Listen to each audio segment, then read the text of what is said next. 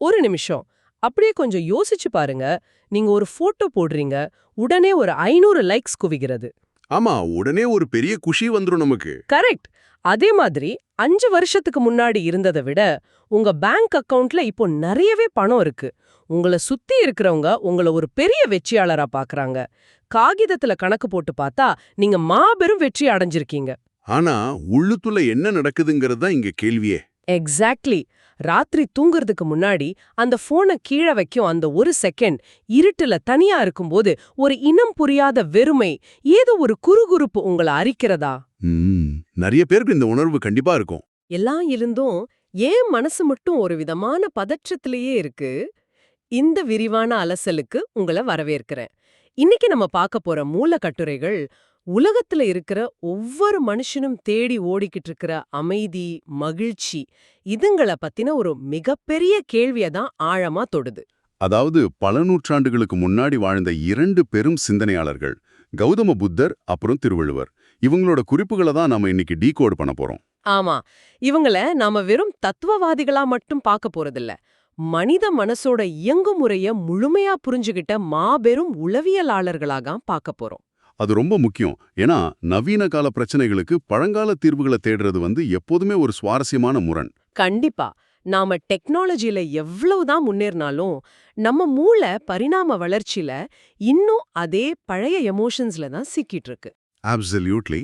நாம தேடுற அந்த அமைதி ஏன் நமக்கு கிடைக்கிறது இல்லங்கிறதுக்கு புத்தரும் வள்ளுவரும் கொடுக்கிற விளக்கங்கள் இன்னைக்கு இருக்கிற மாடர்ன் நியூரோ சயின்ஸோட எந்த அளவுக்கு மேட்ச் ஆகுதுன்னு பார்க்கும்போது ரொம்பவே ஆச்சரியமா இருக்கும். நேத்து ராத்திரி நடந்த ஒரு விஷயத்த நான் சொல்றேன் கேளுங்க.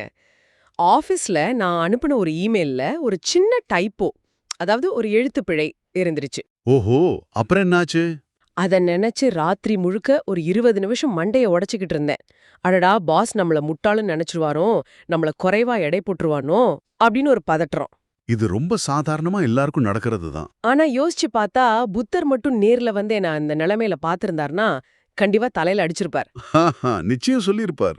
மத்தவங்க என்ன பத்தி என்ன நினைக்கிறாங்க அப்படிங்கிற அந்த அங்கீகாரத்தின் மேல எனக்கு இருந்த ஆசைதான் என்னோட ஒட்டுமொத்த நிம்மதியையும் கெடுத்துருச்சு. மூலக்கட்டுரையில புத்தரோட தத்துவமா முன்வைக்கப்படுற ஆசையே துன்பத்தின் காரணம் அப்படிங்கிற வரி வெறும் உலக ஆசைகளை துறக்கிறத பத்தினது மட்டும் இல்லைன்னு எனக்கு தோணுது. கரெக்ட். அது நம்ம மன அமைதியோட கண்ட்ரோலை யார் கையில வச்சிருக்கோம் அப்படிங்கறத பத்தினது. ரொம்ப அழகான பாயிண்ட் இது. இது நவீன உளவியல்ல உணர்ச்சி பூர்வமான தன்னாட்சி, அதாவது இமோஷனல் அட்டானமின்னு சொல்லுவான். Emotional autonomy, right. நாம் ஒரு விஷயத்தின் மேல ஆசைப்படும் போது மூளையில என்ன நடக்குதுன்னு புரிஞ்சுக்கிறது ரொம்ப அவசியம். இத சயின்ஸ்ல ஹெடோனிக் அடாப்டேஷன் சொல்லுவாங்க. ஹெடானிக் அடாப்டேஷன் கொஞ்சம் விளக்கமா சொல்ல முடியுமா? கண்டிப்பா. அதாவது நாம ஒரு பொருளை அடையணும் இல்லைன்னா ஒரு டார்கெட்டை ரீச் பண்ணணும்னு மூர்க்கமா உழைக்கிறோம் இல்லையா? ஆமா, இரவும் பகலுமா ஓடுவோம். அந்த இலக்கை அடைஞ்ச உடனே நம்ம மூளையில டோபமைன் லெவல் அப்படி பீக்குக்கு போகும். நம்ம உச்சகட்ட மகிழ்ச்சியை ஃபீல் பண்ணுவோம். வாவ், அந்த செலிப்ரேஷன் மோட். எக்ஸாக்ட்லி. ஆனா பிரச்சனை என்னன்னா அந்த மகிழ்ச்சி நிரந்தரமா இருக்கிறது இல்ல. ரொம்ப சீக்கிரமாவே மூளை அந்த புது சூழ்நிலைக்கு பழகிடும். உங்க சந்தோஷத்துக்கான அந்த பேஸ் லைன் மாறிடும். ஓ, அதாவது அந்த ஹை ஃபீலிங் அப்படியே குறைஞ்சிடும். ஆமா. உதாரணத்துக்கு ஒரு புது கார் வாங்கணும்னு ஆசைப்படுறீங்க. வாங்கின முதல் வாரம் அது உங்களுக்கு மிகப்பெரிய சந்தோஷத்தை தரும். ஆனா ஒரு மாசம் கழிச்சு அது வெறும் ஒரு வண்டி தான், நம்மள ஆபீஸ்க்கு கொண்டு போற ஒரு சாதனம், அவ்வளவுதான். சரியா சொன்னீங்க. உடனே மூளை அடுத்த பெரிய டார்கெட்டை தேடி ஓட ஆரம்பிச்சிரும். பெரிய வீடு, அடுத்த ப்ரமோஷன்னு இந்த சைக்கிள் போயிட்டே இருக்கும். அப்போ ஆசைங்கிறது நாம அடைய முடியாதத பத்தினது இல்ல, அடைஞ்சதுக்கு அப்புறம் மூளை நம்மள ஏமாத்துற ஒரு தந்திரம்னு சொல்லலாமா? அப்சல்யூட்லி. அந்த ஏமாற்றத்தை தவிர்க்க தான் புத்தர் ஆசையை விட சொல்றார். இத நான் இப்படி பாக்குறேன். உங்க ஸ்மார்ட் போன்ல நீங்க யூஸ் பண்ணாத ஒரு 10 ஆப் பேக்ரவுண்ட்ல ஓடிக்கிட்டே இருக்குன்னு வச்சுப்போம். நல்ல ஒப்புமை. நீங்க அந்த ஆப்ஸ ஓபன் பண்ணி பார்க்க போறதில்ல. ஆனா அது அமைதியா உங்க போனோட பேட்டரிய உறிஞ்சிக்கிட்டே இருக்கும்ல. கண்டிப்பா. பேட்டரி சீக்கிரம் ட்ரெயின் ஆயிடும். ஆசைகளும் அப்படிதான் நான் நினைக்கிறேன். பக்கத்து வீட்டுக்காரரை விட பெரிய வீடு வாங்கணும், சோஷியல் மீடியால எல்லாரும் என்ன கொண்டாடணும், அப்படிங்கிற ஆசைகள் எல்லாமே நம்ம மனசோட பேக்ரவுண்ட்ல ஓடிக்கிட்டே இருக்கிற ஆப்ஸ் மாதிரி. வாவ், ரொம்ப கரெக்டா கனெக்ட் பண்ணீங்க. அது நம்மளோட மென்டல் எனர்ஜிய கொஞ்சம் கொஞ்சமா சத்தமே இல்லாம உறிஞ்சி தீர்க்குது. அந்த பேட்டரி உறிஞ்சப்படுற ஒப்பீடு மிக துல்லியமானது. ஏன்னா புத்தர் ஆசையை விட்டுடுங்கன்னு சொல்லும்போது அவர் உங்களை காட்டுக்கு போய் தவம் பண்ண சொல்ல, ஆமா, சந்நியாசியா போக சொல்லல. பேக்ரவுண்ட்ல ஓடிக்கிட்டு இருக்க அந்த தேவையற்ற ஆப்ஸை க்ளோஸ் பண்ணி உங்க மனசோட பேட்டரிய, அதாவது உங்க மென்டல் எனர்ஜியை மீட்டுக்க சொல்றார். ரைட், எனர்ஜிய சேவ் பண்ண சொல்றார். ஒரு பொருளின் மேல இருக்கிற அதீத பற்றுதலை விடுறது, அதாவது டிட்டாச்மெண்ட் அப்படிங்கிறது எமோஷன் இல்லாம போறது கிடையாது. அது உங்க சந்தோஷத்துக்கான ரிமோட் கண்ட்ரோலை வெளியுலகத்துக்கிட்ட இருந்தும் மத்தவங்க கிட்ட இருந்தும் பிடுங்கி உங்க பாக்கெட்ல வச்சுக்கிறது. சூப்பர். ரிமோட் நம்ம கையில இருக்கு. நீங்க மத்தவங்களோட பாராட்டுக்காக ஏங்கும்போது உங்க மகிழ்ச்சியை அவங்க கையில அடகு வச்சிடுறீங்க. அந்த ஆசையை க்ளோஸ் பண்ணிட்டா நீங்க சுதந்திரமா செயல்பட ஆரம்பிப்பீங்க. சரி, எனக்கு இங்க ஒரு பெரிய முரண்பாடு வருது. என் போன்ல பேக்ரவுண்ட்ல ஓடிக்கிட்டு இருந்த எல்லா ஆப்ஸையும் நான் க்ளோஸ் பண்ணிட்டேன். என் பேட்டரி இப்போ 100% ஃபுல்லா இருக்கு. ஓகே. ஆனா இப்போ என் ஸ்கிரீன்ல ஒண்ணுமே இல்ல. அப்படி பிளாங்கா வெறுமையா இருக்கு. இது ஒரு விதமான ஆபத்தான வெற்றிடம் இல்ல? ரொம்ப சுவாரஸ்யமான கேள்வி இது. எனக்கு பணம் வேண்டாம், பதவி வேண்டாம், மத்தவங்க என்ன மதிக்கணும்னு ஆசை வேண்டான்னு எல்லாவற்றையும் நான் விட்டுட்டா, நான் எதுக்காக காலையில எழுந்து வேலைக்கு போணும்? எதுக்காக என் குடும்பத்தை காப்பாத்தணும்? ம் ஆசைதான் மனுஷங்களை இயக்குதுன்னா, ஆசையே இல்லாத ஒரு மனசு எந்த வேலையும் செய்யாம அப்படியே முடங்கி போயிடாதா? இந்த இடத்துல தான் திருவள்ளுவரோட சைக்கலாஜிக்கல் பார்வை உள்ளே வருது. புத்தர் என்ன பண்றாரு, நம்ம மனசோட ஃப்ரேம சுத்தம் பண்ணி ஸ்பேஸ் உருவாக்கி கொடுக்கறார். ஓகே, க்ளீன் பண்ணியாச்சு. ஆனா அந்த தூய்மையான மனசை வச்சுக்கிட்டு வெளியுலகத்துல எப்படி செயல்படுறது, அந்த பிளாங்க் ஸ்கிரீனை, அந்த வெற்றிடத்தை எப்படி நிரப்புறது, எப்படி நிரப்புறது? அதுக்கு திருவள்ளுவர் கொடுக்கிற அந்த ஆபரேட்டிங் சிஸ்டம் தான் அறம், அதாவது வர்ச்சுவல் லைஃப். மூலக்கட்டுரையில விவாதிச்சிருக்கிற மாதிரி அறத்தினால் வாழ்ந்தால் வாழ்க்கை உயர்ந்தது அப்படிங்கிறது சும்மா ஒரு நீதி போதனை கிடையாது. பின்னாடி பெரிய சயின்ஸ் இருக்கா? கண்டிப்பா. அது மனுஷங்க நீண்டகால அடிப்படையில சர்வைவ் ஆகிறதுக்கும் மன தெளிவோட செயல்படுறதுக்குமான ஒரு மிகச்சிறந்த சைக்கலாஜிக்கல் ஃப்ரேம் இருக்கு. இது கேக்குறதுக்கு ரொம்ப நல்லா இருக்கு. ஆனா கொஞ்சம் பிராக்டிக்கலா நடைமுறை உலகத்துக்கு வருவோம். சொல்லுங்க. இந்த மாடர்ன் கார்ப்பரேட் உலகத்துல, இல்லைன்னா எங்கும் போட்டி நிறைஞ்ச இந்த சமூகத்துல ஒருத்தர் அறம் அப்படிங்கிற பேர்ல எதற்கெடுத்தாலும் நல்லதே நினைச்சு நல்லதே பண்ணிக்கிட்டு இருந்தா அவரை ஈஸியா ஏமாத்திட்டு போயிட மாட்டாங்களா? நிறைய பேர் இப்படிதான் நினைக்கிறாங்க. சுயநலமும் குறுக்கு வழியும் ஜெயிக்கிற ஒரு உலகத்துல அறத்தோட வாழ்றதுங்கிறது தன்னைத்தானே அழிச்சுக்கிற ஒரு முட்டாள்தனமா தோணுவே.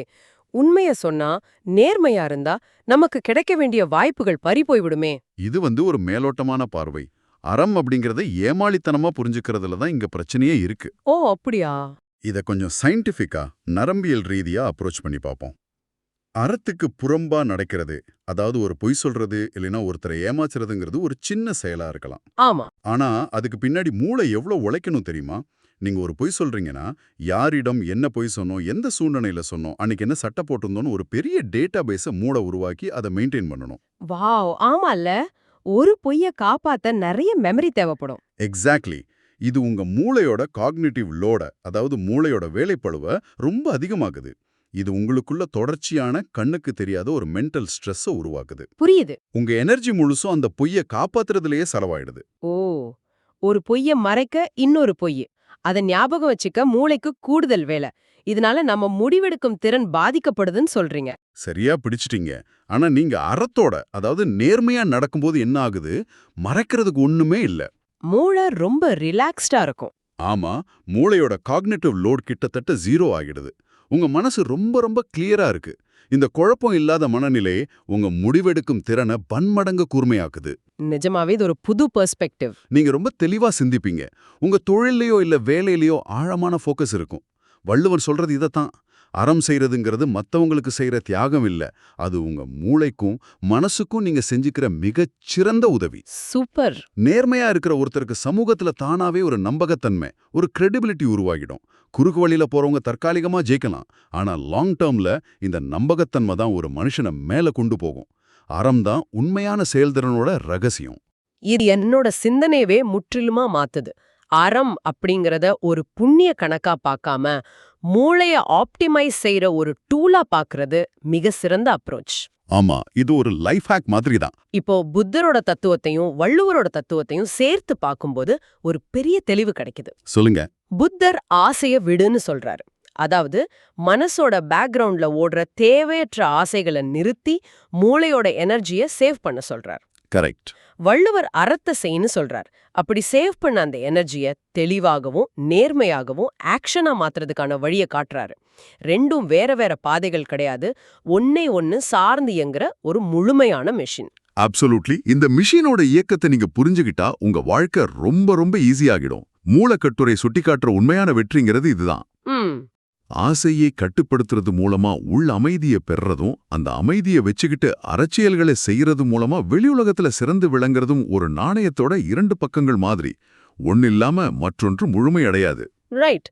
இந்த 2 தத்துவங்களும் சேர்ற புள்ளிய இன்னைக்கு இருக்கிற நம்ம மாடர்ன் லைஃப் ஸ்டைலோட ஒரு சின்ன ஒப்பீடு மூலமா நான் சொல்றேன். சொல்லுங்க, கேப்போம். இன்னைக்கு இருக்கிற வாழ்க்கை முறைய ஒரு ட்ரெட்மில் அப்படின்னு கற்பனை செஞ்சுக்கலாம். ஓகே, ஜிம்ல இருக்கிற ட்ரெட்மில். ஆமா, நம்ம காலையில எழுகிறோம், அந்த மெஷின் மேல ஏறுறோம், ஓடத் தொடங்குறோம். அடுத்த மாசம் கார் EMI கட்டணும் அப்படிங்கிற ஆசை அந்த மெஷினோட ஸ்பீட கூட்டுது. ஸ்பீடு ஏறுது. பக்கத்து சீட்ல இருக்கிறவனை விட சீக்கிரம் ப்ரொமோஷன் வாங்கணும் அப்படிங்கிற வெறி மெஷினோட வேகத்தை இன்னும் கூட்டுது.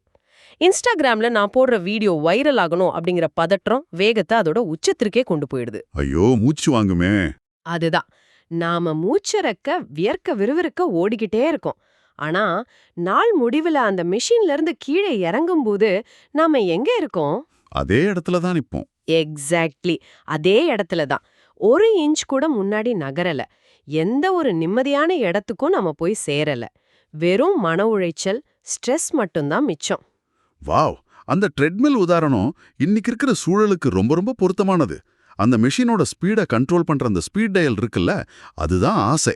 ரைட். நீங்க ஆசையை கட்டுப்படுத்தும் போது, அதாவது புத்தர் சொல்லும் அந்த பற்றுதலை விடும்போது, ட்ரெட்மில்லோட வேகம் குறையுது, உங்களால நிதானமா மூச்சு விட முடியுது, ரிலாக்ஸ் ஆக முடியுது. ஆனா மெஷினோட ஸ்பீடை குறைச்சிட்டு அதே ட்ரெட்மில்லையே நாள் முழுக்க நிப்பதும் வாழ்க்கை கிடையாது. நீங்க அந்த மிஷினை விட்டு இறங்கணும். இறங்கி என்ன பண்றது?